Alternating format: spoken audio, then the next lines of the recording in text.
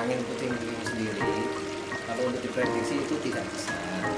Tetapi kita bisa melihat gejala-gejala alam. Seperti misalnya panas terus tiba-tiba akan terjadi hujan awan. Nah, dari proses panas ke mendung tadi, kalau orang awam biasa kan mendung ya, itu kan terjadi perbedaan tekanan yang cukup signifikan. Nah, selanjutnya akan ada tanda-tanda pohon-pohon di sekitar situ akan bergerak semakin cepat, lalu tiba-tiba seandainya tidak terjadi puting beliung, biasanya akan terjadi angin kencang. Itu biasanya menyebabkan datangnya puting beliung apa? Ya itu tadi, perbedaan tekanan, perbedaan suhu yang sangat jelas gitu.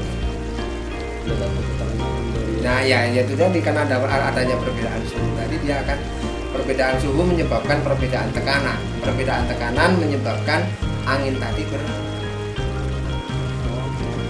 seperti yang tadi pagi ya, itu biasa berapa lama atau? Kalau untuk puting beliung durasinya tidak pernah lama, paling beberapa menit, nggak nyampe 1 jam.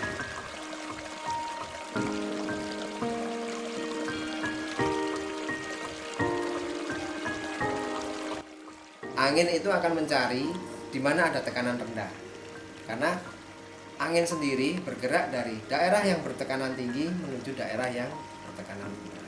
Kalau kita bisa dalam artian dikira-kira, oh ini sekian knot, sekian knot, tetapi kalau untuk memastikannya ya kita harus lihat di anemometer. Ada namanya alat namanya anemometer. Puting beliung sampai bisa mengangkat atap itu jelas di atas 35 knot.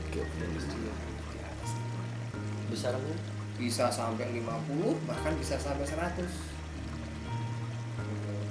Jadi ciri-ciri puting beliung itu, pertama, dia durasinya tidak akan pernah lama, paling hanya beberapa menit.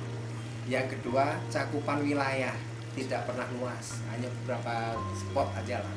Saya sebutkan di atas tadi, hendaklah waspada, cari tempat yang berlindung, di tempat yang cukup. Atau kalau masih ada waktu untuk lari.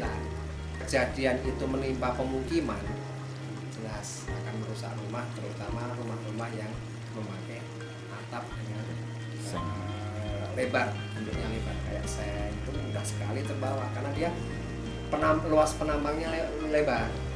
Sen wilayah kita ini adalah lautan, hanya 4% aja kita yang jalan. Artinya dengan kondisi alam seperti itu sangat memungkinkan sekali terjadi fenomena-fenomena alam yang mungkin tidak terjadi di daerah lain, seperti ya tadi contohnya sering terjadi puting beliung. Karena tercatat di sini, sebenarnya saya yakin lebih dari itu tetap ada. Yang tidak akan ada di sini adalah siklon, karena siklon tropis dengan puting beliung itu bisa dikatakan sama, tapi ada beberapa yang membedakan. Dari durasinya, dari luasannya, dari tempat kejadiannya.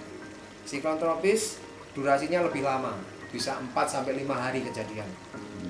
Karena dia tumbuhnya di tengah samudera. Yang kedua, wilayahnya. Kalau siklon tropis itu pasti di samudera, sedangkan puting beliung di darat.